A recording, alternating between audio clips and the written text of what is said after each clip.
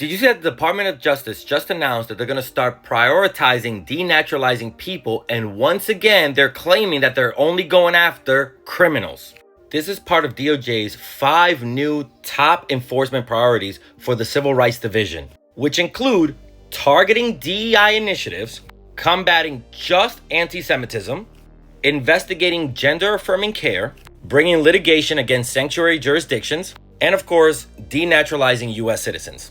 Now, historically, denaturalization, the act of taking away someone's citizenship, has only been used for people who lied on their application about committing a crime or people who have been part of the Nazi or Communist Party. But the Trump administration is trying to shift that criteria drastically. And this new criteria doesn't just include people who may have lied about war crimes or political parties. It also includes any fraud or, discrepancies in paperwork when it comes to getting a PPP loan, Medicaid, or Medicare.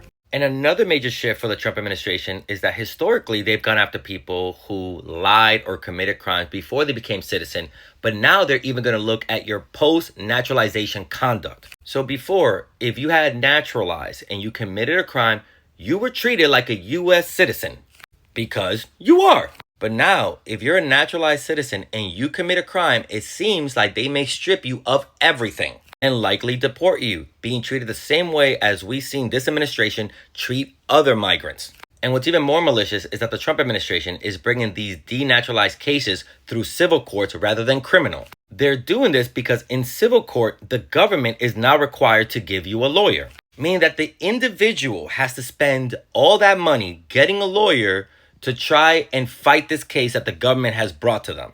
And they're doing this through civil courts because through there, they have a lower burden of proof. Because in criminal court, they would have to prove beyond a reasonable doubt that the person committed the crime, which is a much higher threshold.